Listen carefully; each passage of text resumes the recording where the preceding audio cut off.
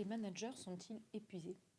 Souvent parce qu'ils font l'opérationnel et aussi toute la partie coordination, communication, lien avec la hiérarchie, lien avec les objectifs. Donc il y a un travail de manager qui souvent est oublié. Donc on laisse quasi autant d'opérationnel à un manager qu'à un non-manager.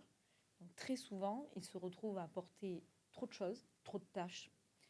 Et quand il n'a pas de tâches, si on fait le travail de lui enlever l'opérationnel, souvent on se retrouve avec des managers qui ne trouvent plus de crédibilité parce qu'ils sont plus dans l'action. Et c'est très difficile de manager des équipes quand on n'est pas dans l'action ou quand on ne connaît pas leur métier.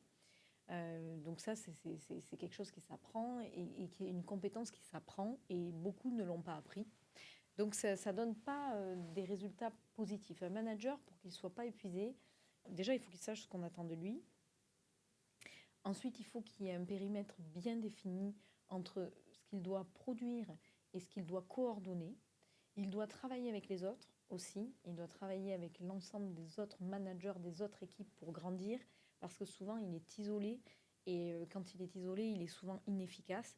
Et il doit travailler aussi avec la RH. Ça, moi, par contre, je suis persuadée que la RH est un support de manager et que le manager doit s'appuyer sur la fonction RH pour justement ne pas s'épuiser, notamment dans tout ce qui peut être gestion d'équipe, mais dans la partie administrative ou dans la partie qui ne va pas apporter immédiatement de la plus-value au travail. C'est-à-dire que j'ai des exemples où le manager valide tout, notamment même des demandes d'acompte.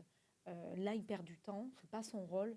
Il y a des choses, en fait, il faut qu'il soit capable de dire ça, j'ai une plus-value, ça, j'en ai pas, et rendre autonome un maximum les équipes. Parce que souvent aussi, le manager, il est épuisé parce qu'il ne rend pas autonome. Donc, je pense que les règles pour être un manager pas épuisé, c'est s'assurer de toujours savoir ce qu'on attend de moi, s'assurer que tout le monde sait dans mon équipe ce que j'attends d'eux, vérifier d'avoir toujours la bonne communication, faire le bon tri entre qu'est-ce que je dois faire opérationnellement pour ne pas perdre le fil et comprendre le métier de mes équipes et qu'est-ce que je dois déléguer et rendre autonomes les équipes sur leur fonction, c'est-à-dire qu'elles doivent pouvoir faire leurs tâches du début jusqu'à la fin sans avoir à me demander. Ça, c'est essentiel parce que sinon, je deviens indispensable.